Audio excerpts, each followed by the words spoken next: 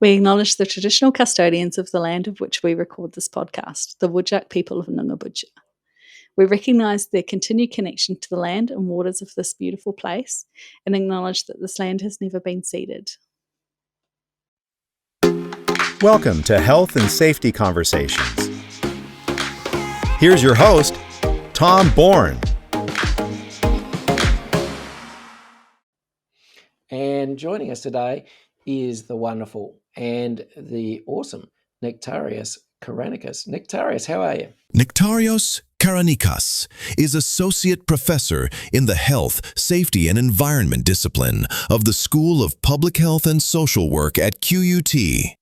He studied human factors and safety assessment in aeronautics at Cranfield University, and he was awarded his doctorate in safety and quality management from Middlesex University. Nectarios worked for over 19 years as an officer at the Hellenic Air Force, where he served in various positions related to maintenance, safety and quality management, including accident investigations. Besides his academic qualifications, he holds professional credentials in occupational health and safety, human factors, project management and engineering, and has been a member of various national and international associations. Nectarios has published an edited book and several chapters, co-authored various peer-reviewed journal and conference articles with a focus on safety risk management, presented his work in over 80 events, and he actively volunteers in a wide range of scientific and professional activities. He more recently has authored the book Professional Generalism in a Hyper-Specialized World. Hello, Tom. I'm doing great. Thanks for inviting me once more in your beautiful podcast. I was overseas actually for a month back in Greece for the Greek summer and beaches. So back now to work full throttle. Too busy, but always happy to discuss with you. I really enjoy that. And what's the weather like today in lovely Brisbane? It's been all right around the 20s, 21 or so sunny. Yesterday we had a rainfall, actually quite severe, but no damages to my knowledge. So it's been Fantastic. the typical warm Brisbane winter. Yeah. Yeah, I was going to say, did winter happen about 2 weeks ago or something? It was a bit windy and a bit colder than usual, but you know how we are here in Queensland. If it drops lower than 20, we start complaining, freezing to death, we're not going to survive. Things like that. Yeah. But it was okay. Yep. The other day, you'll be happy to know, the other day in Perth, I was driving to work and it was 1 degree. So Wow. we actually get real winters here. I'm from Europe. I know what the real winter, feels like. But I'm getting spoiled, to be honest. Yeah. All right. Anyway. Nectarios.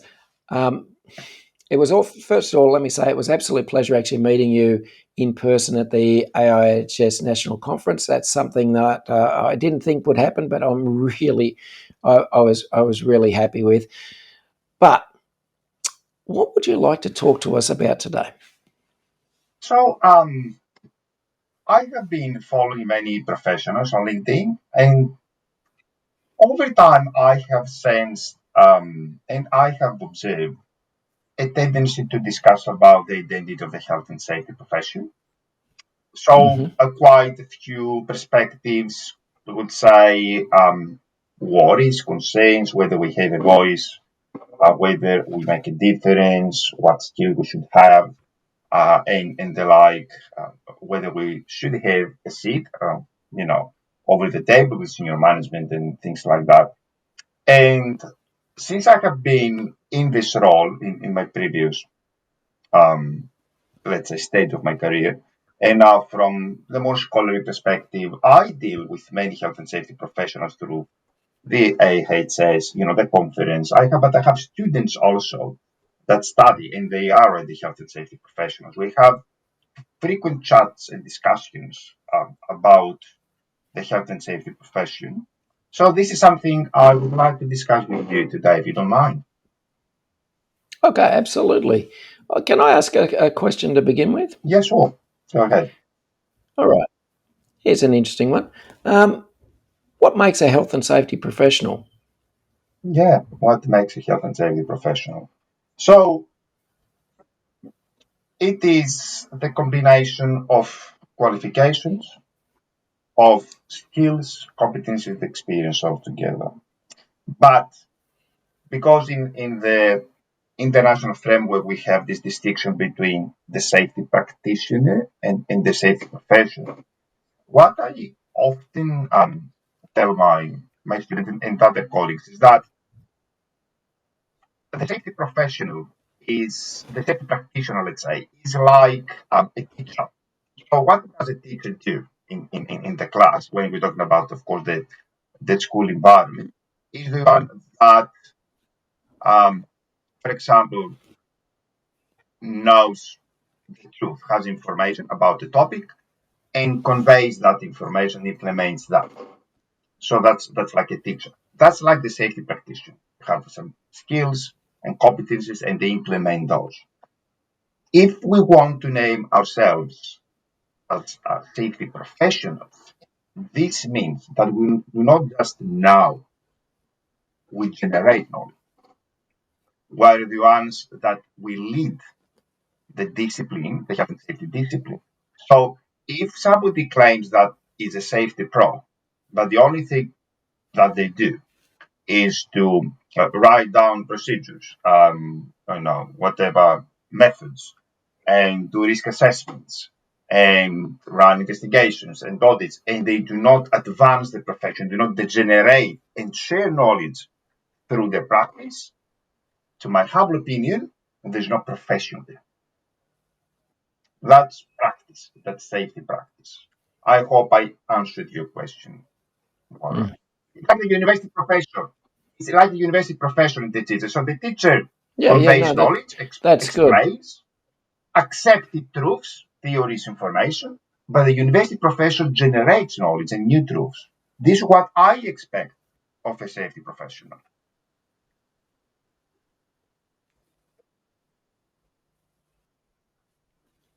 Okay. So, practitioner working in the fields, If in your we opinion, accept shouldn't be calling the themselves safety distinction, professionals? if they don't generate new knowledge, they don't advance the health and safety discipline, then they would not qualify. But this does not mean they're not professionals from the ethics and moral, perspective. They can exercise professionalism. Mm. Okay, please do Mm. not confuse the technical term between practitioner and professional, and the fact that somebody can exhibit, it should exhibit professionalism. So I'm a professional in the way that I know my limits, I know my skills, I do not, I'm Mm. genuine, honest, transparent. I'm ethical. I'm a professional in that sense. But when it comes to the technical distinction, no, I wouldn't say that they're professional. Mm.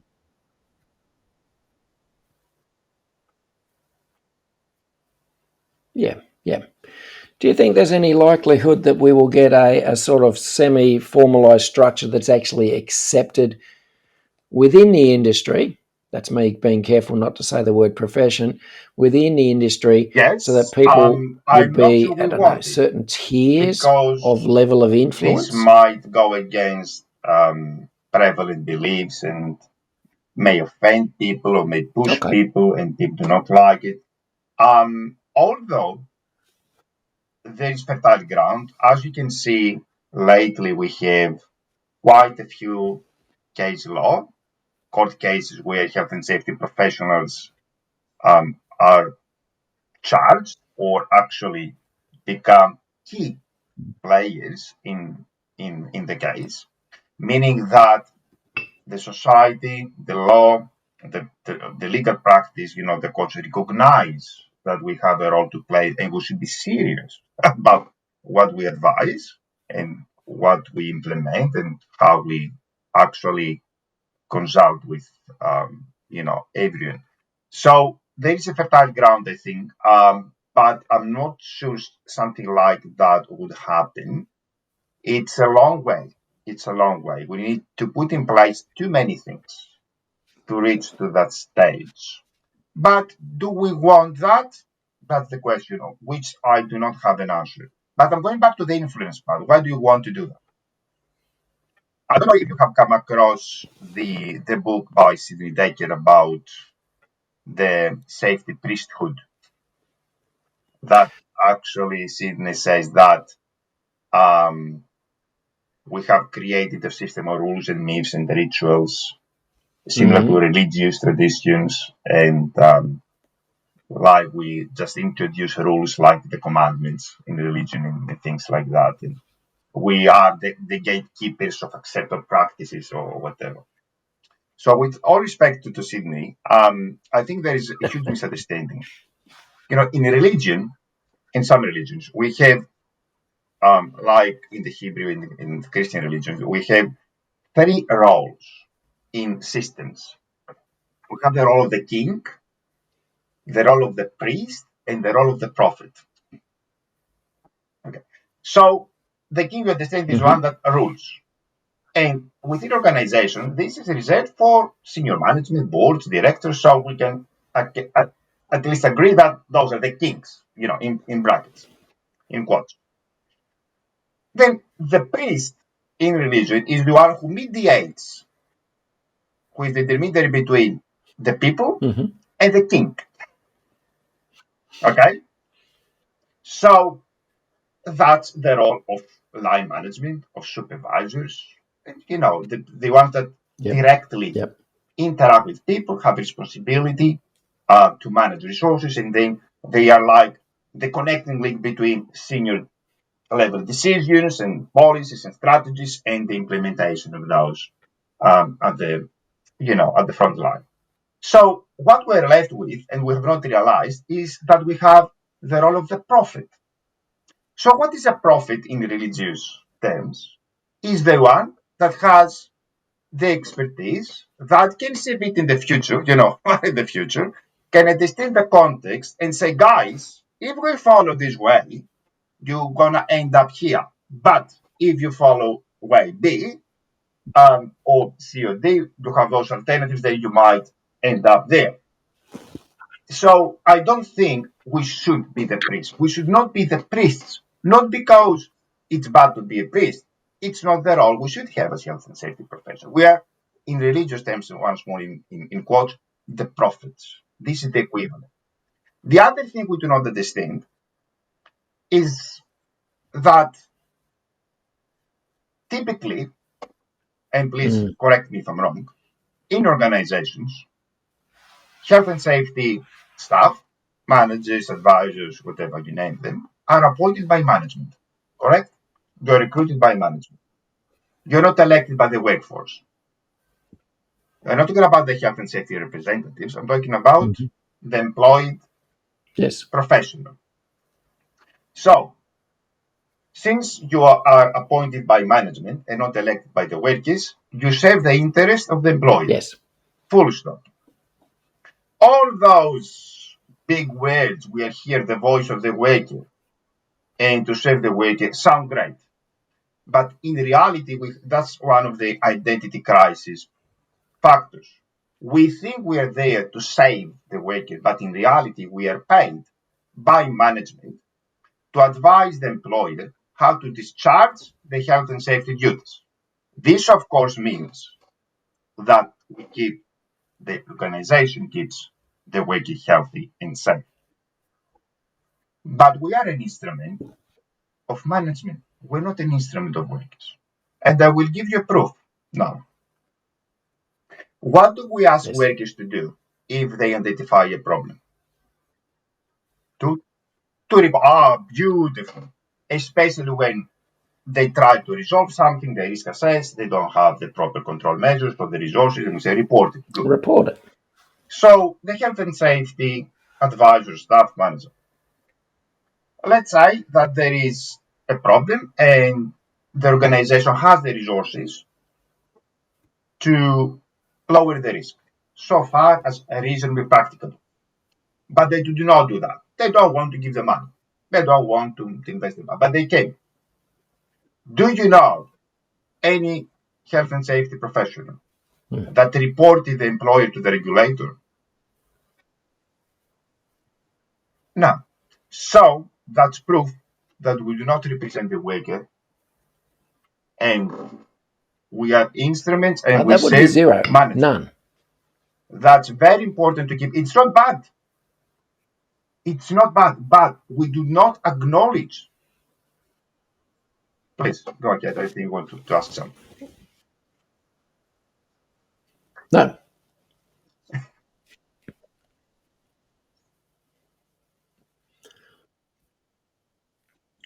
So is it a conscious masquerade, or is something that we've been just fed for 2 or 3 generations, and it's become this thing that we're there to make sure people go home, but we're actually there to protect the corporate entity's interests. You would say, I know, perception, misperception, conception. I don't know how it has evolved through time, but it's there. And the other thing that happens is that my daughter, months back, say, "Daddy, I'm really amazed by your capacity to have different heads in your life, like the professor head, the daddy head, the partner head, and you play your your role within the context and the culture." You say, very nice. I say, I'm okay with all those heads. As a health and safety professional, we do not understand that we have also many heads. We have the head of the worker, we're workers. We have the head of the expert. We might have the head of the manager if we have a department like to manage. And we might have the head of the leader if we believe we are leaders. Now, we confuse those roles. The fact, for example, that I want to make connections with my colleagues as a worker, as a person. Nectarius to Tom, I should not use my safety expertise into building rapport with Tom. I should use my head as a colleague, as a worker. But if I want to practice safety, I need to get off the head mainly of the worker and get the head of the technical expert. And we're not any different from other roles in organizations with similar roles. We say we need approvals for everything. Well, quality management needs approval. Production manager needs approval. Navigate the same complexities. They also contribute to duties and objectives. As health and safety, it is a duty, And they also have different objectives to meet. I don't know why I see this whining of the safety profession that we're not heard. We want more power. We want more authority. And because I have interactions with other professionals and in other disciplines, they're okay. They're very content. They do the job. They navigate complexity. They acknowledge the difficulties, leadership problems, cultural problems. Yes, budget constraints, you name it. But they don't have this, how to say, perpetual complaint about the position within the organization. And maybe this goes back to what I said before about what the safety function within organization, what's the place there, and what we really do, and whom we serve and how we serve. I think so. Yeah.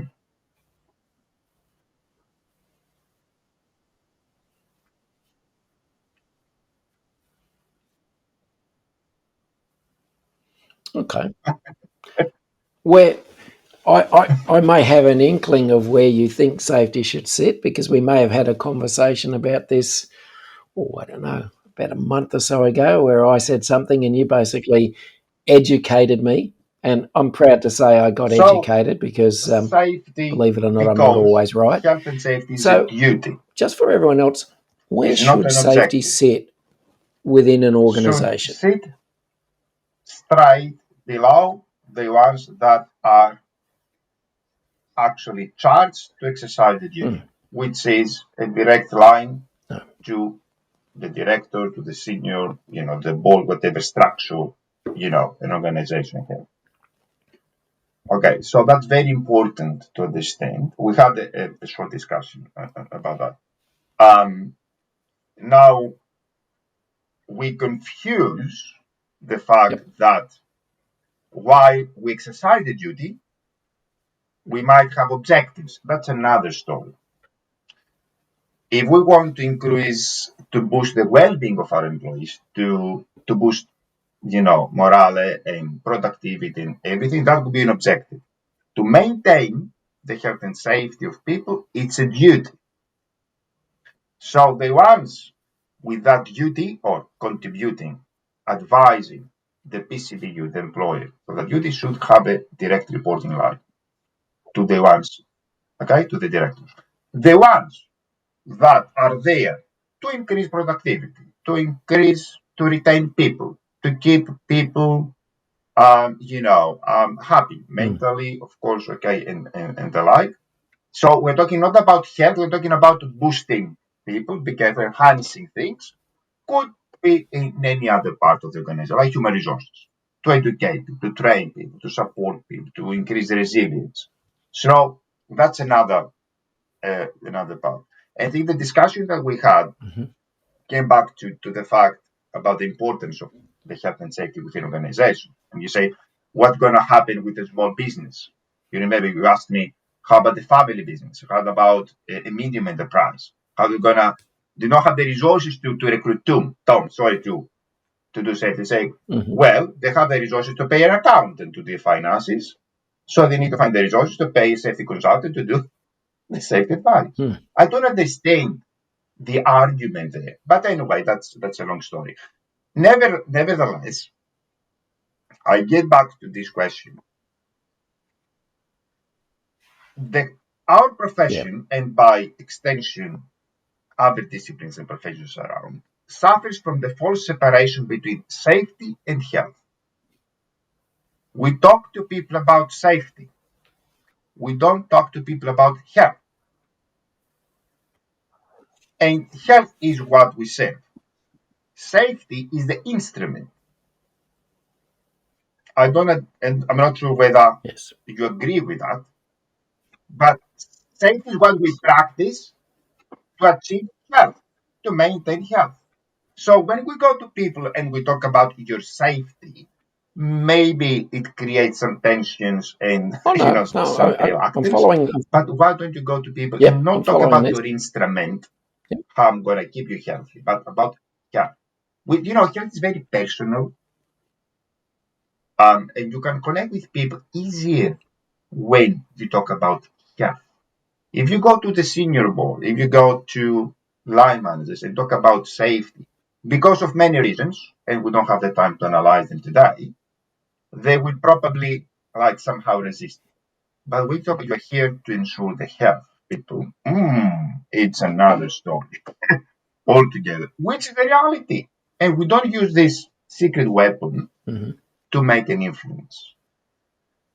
That's another thing that in our profession, and typically safety, people do not talk about health.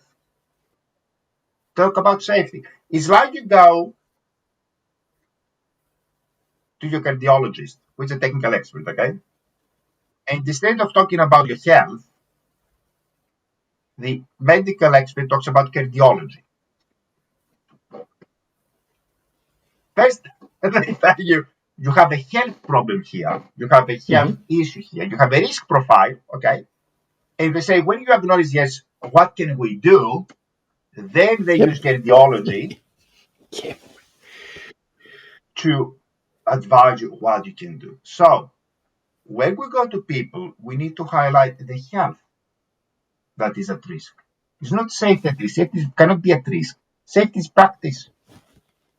And then when we acknowledge that we have a problem, we have a health risk here, whether it's an immediate injury or a chronic health problem, then we use safety. So, okay, now I'm going to tell you what ways we have to minimize the risk here. I hope it makes sense.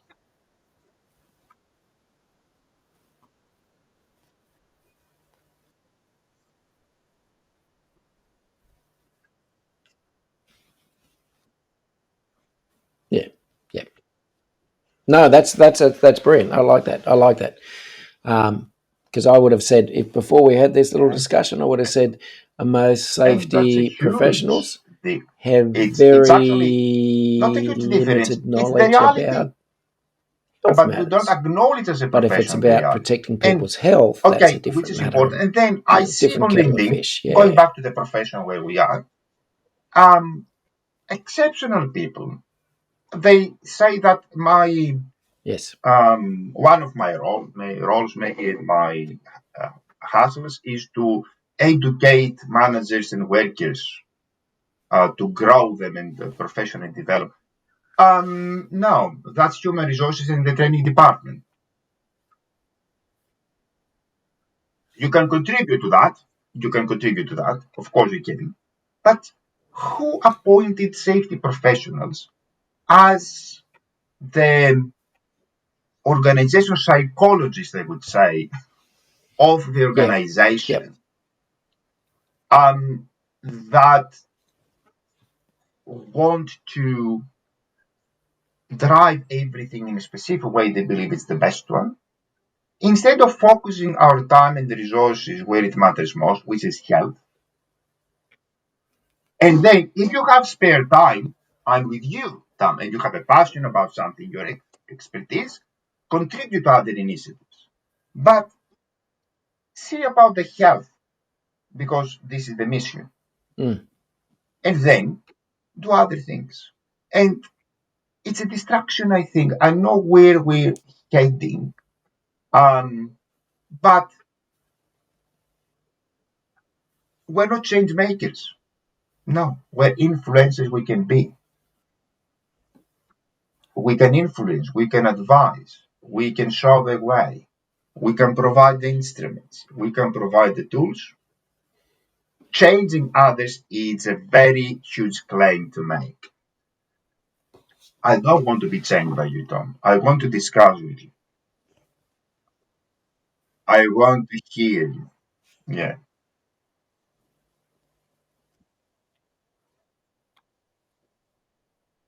Yes. Yes.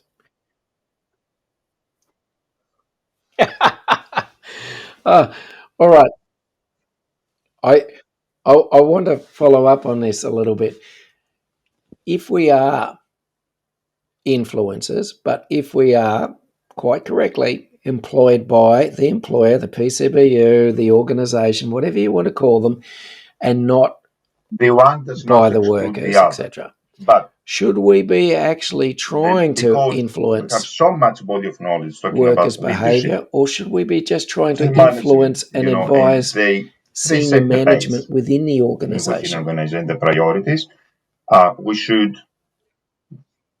um, give priority to influencing where the decisions are made. And then we start with senior management, you then go to middle management, line management, supervisors, and workers. This will naturally, if the professional skills now, the communication, Yes. persuasion, integrity, all those things, that they will have cascade effects throughout the organization and will then benefit workers. Okay, and we're talking about safety, health and safety, which is the focus. If we have spare capacity to do the rest, but we're talking about mental and physical, of course, health and safety. Now, going to that's another point. Going to visit the workers and listen to what they have to say. It's not our core duty. That's line management duty. This is what they should do. It's not in the job description to do other to do that. Consultation with the workers, it's not the duty of the health and safety pro function.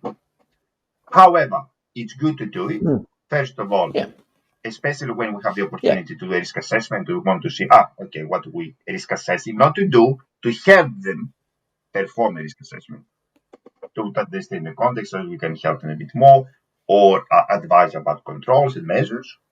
And then also, of course, sense what's going on over there, not because we want to blame ourselves, but to want to understand and then give feedback back to the line of the chain of command, if you prefer, and have also some experience that we can share with them. You think that A is happening, but guys, this is what is happening in reality. So we can do that, but we should focus not on doing human resources. That's the fine line here.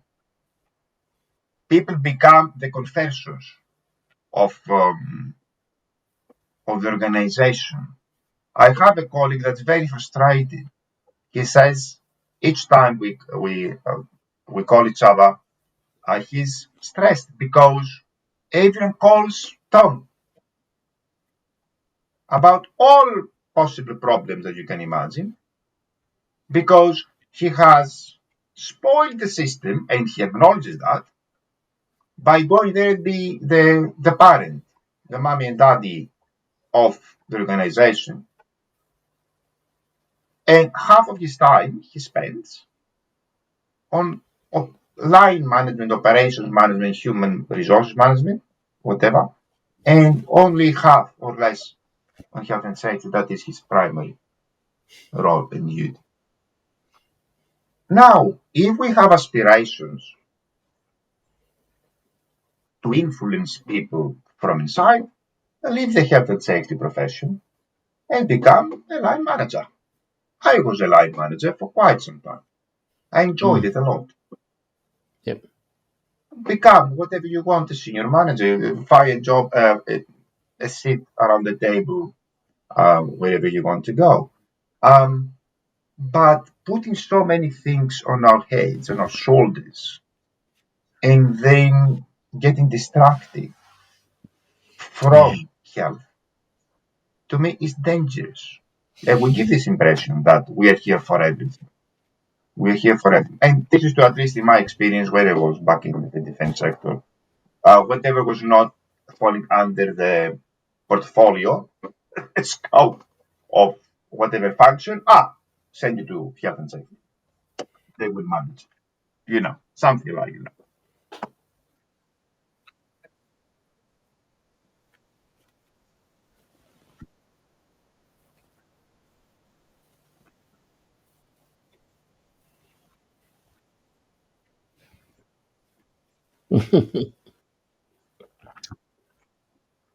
Yeah. Well, I think there is an ever growing list of things that you need to do as a health and safety practitioner. You have to look after environment, safety, security, quality, all these wonderful things, which is awesome. And if you are expected, apparently, to be responsible for Not directly. stopping incidents and accidents. Let's just start with that. Is the safety either practitioner or professional should they actually be held to account for given false advice? stopping accidents and incidents occurring in the workplace? They participate in an investigation, and for example, they are missing huge floods that, if managed, could have prevented another event. Yes, absolutely. If we want to be named as a profession, yes, and we have responsibility. As I said at the beginning, we have those cases around Australia, quite a few states and territories, where health and safety staff, managers, get charged. Say, if you are a worker, as a worker, we have the duty about the health and safety of ourselves and others. So when I give advice to you about health and safety matters, I have a duty to do the best I can with the resources I have and the knowledge I have and the like. So we're not directly responsible for that, but we contribute in a way. Yes.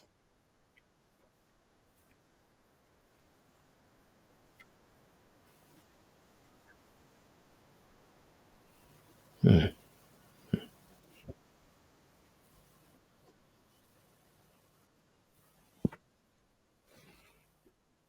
Yep.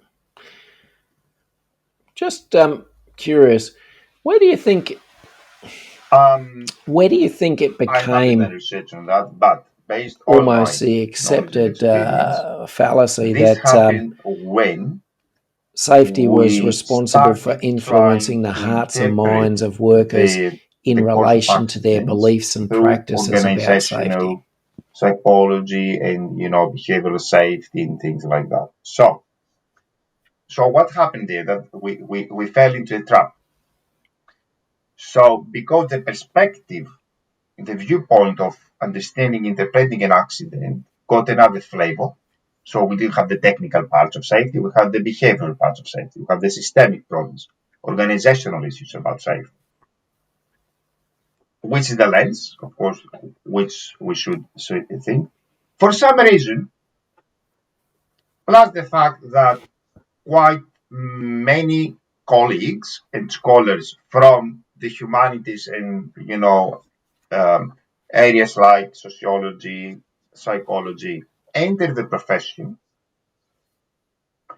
um, I think drove the direction to almost exclusively becoming the almost HR advisors of people.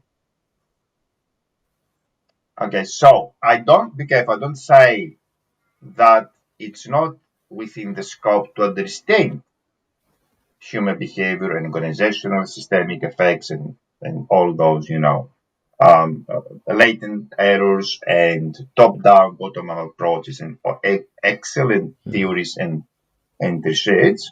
But this does not mean we should change um, the profession from being health-focused.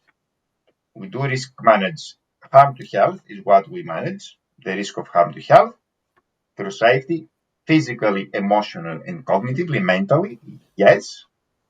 When we need to connect with the expert, whether it's from the human resources department, a psychologist in the organization, and an engineer. If it's an engineering problem, I don't think you're an engineer. When it's about designing and implementing control measures, um, but I feel this is how it came to be. This shift. It's like I understand that safety was very technically No. approached, and we needed, of course, a supplementary now way to do that was not enough. I acknowledge that. It's part of my practice in research, but I think we have overdone it. So when I go to a conference, Tom, and out of 50 Mm. presentations, there's one for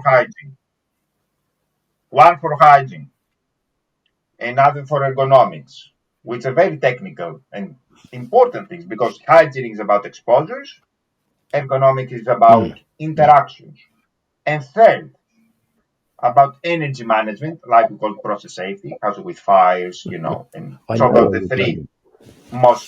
the core areas of risks. So it was one of it, and then the other 45 is Yes. about how to be good people and how to love and how to respect, which are important.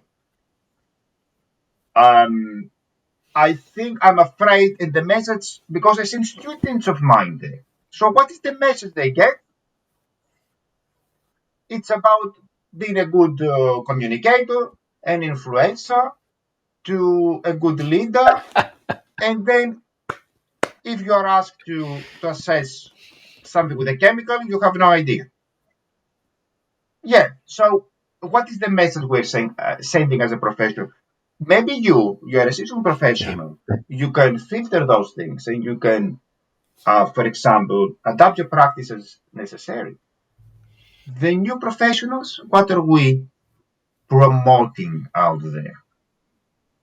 Yeah. So once more, we need to balance things as a profession, the technical part of the organizational, the human, the hygiene part, the more scientific part, and the more, how to say, humanity phase of safety.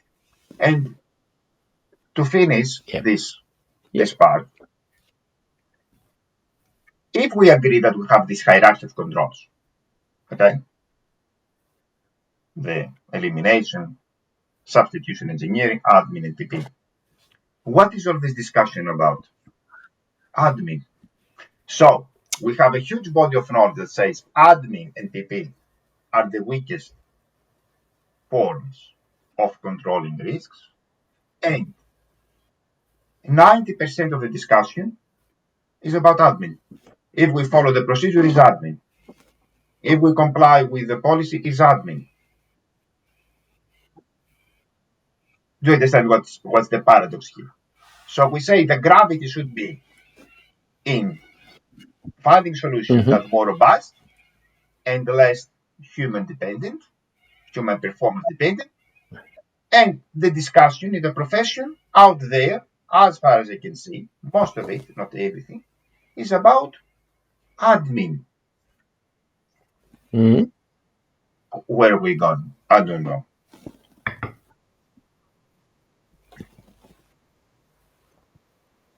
Yep.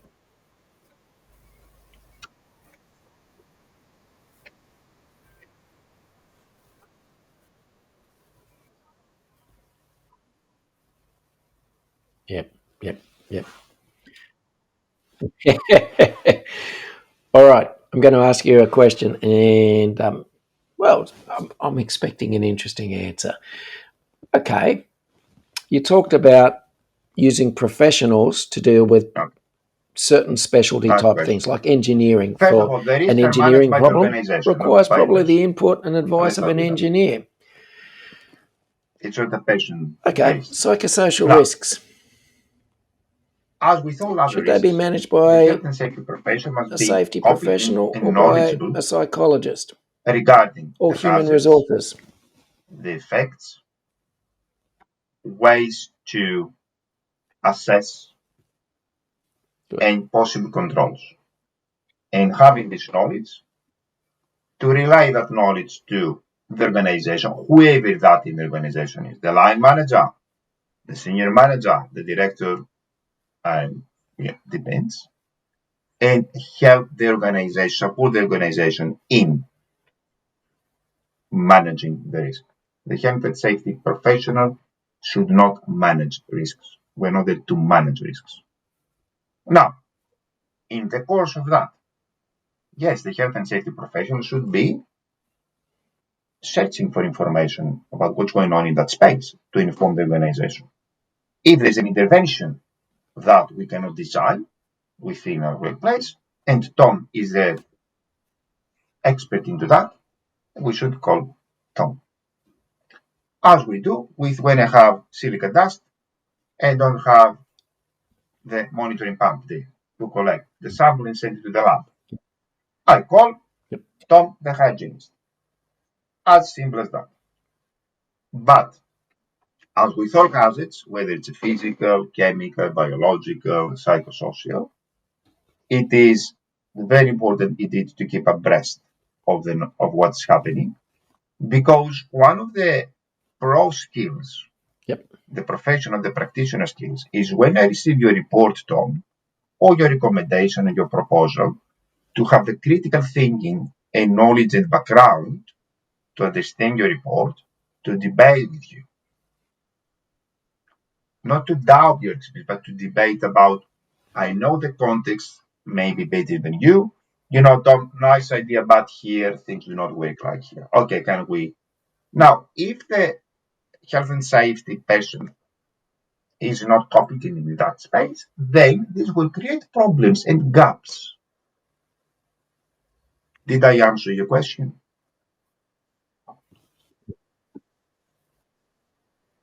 Hmm.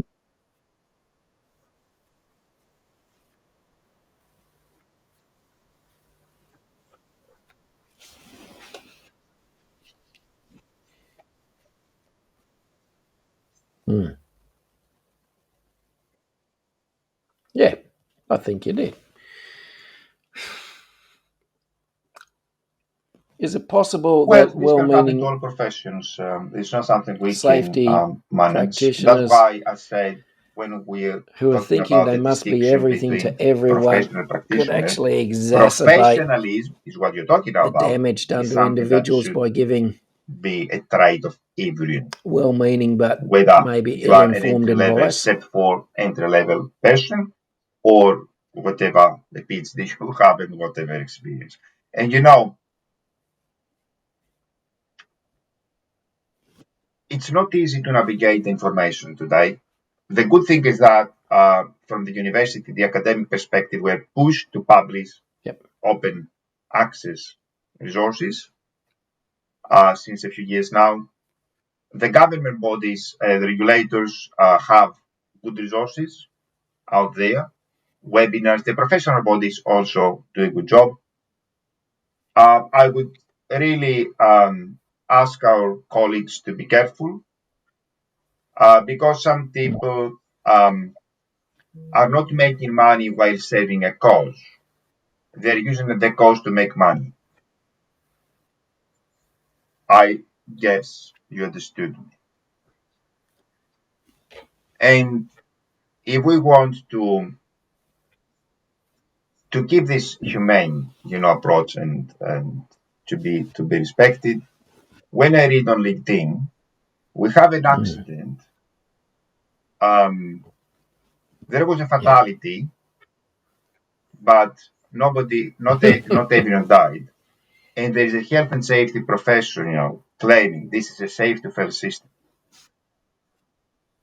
We should rethink where we're going. So you go to the victim's family and say, well, you lost your beloved, but 30 more people were not injured. It's a safe to fail system.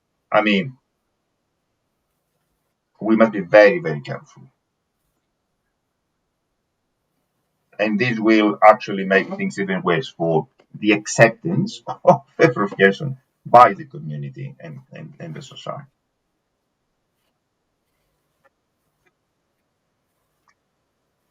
Yeah,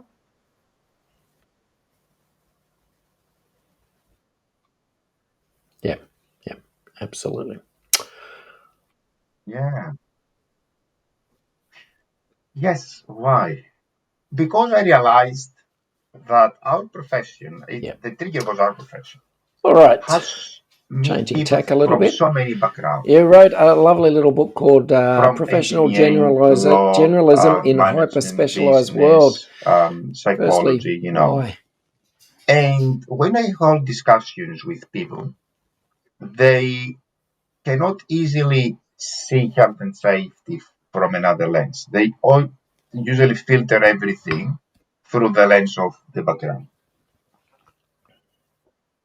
Another trigger for that book was that even my students, when I teach them, I realized that they cannot easily connect things. So they have the background to understand basic concepts, which I assume they know. But after discussions I had with them, during the breaks and after the classes, I understand that an engineer, for example, is so much into formulas, equations, modeling and simulation and equations that they cannot appreciate um, human systems, socio-technical systems, the variability, the non-predictability. And on the other hand, that people who have a more, as I say, inexact science background, humanities, for example, cannot appreciate that an engineer cannot produce anything without a number, without specific any requirements. I really have realized that people cannot understand that we say we manage. We don't manage people. You cannot manage. You manage the resources that people have to do their job. Because I realized that whatever objectives and targets Yep. we had explicitly agreed, there's so many things implicitly expected that play a role in our systems, collections, as I named in the book, that can be very surprising when things do not go to plan and we do not meet targets.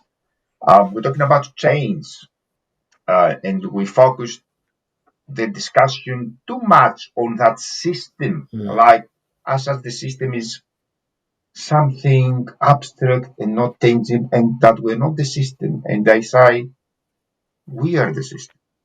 So when you're talking about a change, you're talking about changing people. Maybe we don't change influencing people, but maybe we don't want to indeed blame.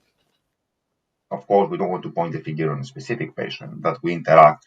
But when we say don't focus on Tom, but focus on the system, you actually mean focus on other people. You understand? So you say, remove your focus from Tom and focus on other people. Why is that then fair? you know, to leave Tom just there alone and then focus on other. Why don't the other people feel offended? So it's a book that touches in 21 Yes. chapters, starts from ethics and down to change management, and combines knowledge and experience from my career so far, about 29 years across quite a few roles and disciplines, plus, of course, knowledge that we have out there from different, books and authoritative resources.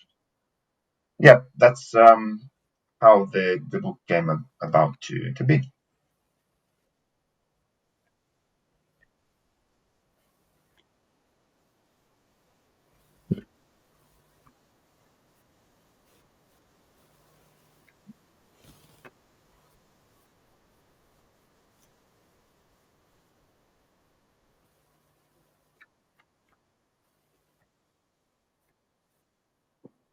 Okay. Now, generalists I strongly disagree. sometimes It's like you want given a bad to name, like cancel they're the general somewhat less than practitioners in the medical field. specialists. I know in Can we live Australia we've got without this great GPs? saying which says, You Jack have of the all trades GPs and and master you of have none. the specialists. Are It's generalists the somewhat first line less is the GP. important And then you have the than specialist when the specialists in the GP field? goes beyond their limits and expertise, and now it's time to refer you. And what does the GP? Refers to the specialist and receives a report from the specialist. So the GP needs to be competent to read the report by the specialist, interpret the report, and give again directions and advice. So of course we need generalists. To be honest, Yes. I feel that's my perception. It's not the truth. That in Australia, journalism is not appreciated, at least to the degree that it is in Europe, for example. So in Europe, when you have a very diverse experience and exposure and qualifications and knowledge, I'm not talking about being recruited for a very technical expertise role, but for like more managerial, supervisory, roles. Those people are very much wanted, not just preferred, wanted. In Australia, I feel that if your qualification does exactly have the title of the role that you apply for, it's a no.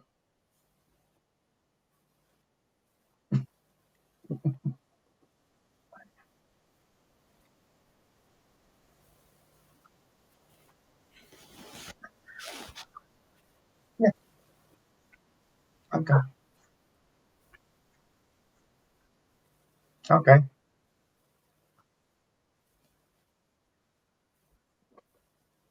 Yeah, Very of course good. we can. We Very can meet good. another time. By the way, I really enjoyed your analogy of GPs and specialists. I thanks for the Makes a lot of opportunity. sense. Makes a lot of Tom, sense. it's Good, always good nice and a visualization there. pleasure It's just meeting you and fantastic. discussing with All you. right, Have a good it's evening. always a Beth, it's time for me wonderful to have pleasure my tea talking to now Nick with my Terrace, partner. but we're going to have to leave it there tonight. Uh, thank you so much for coming on, and I look forward to speaking to you again, young man.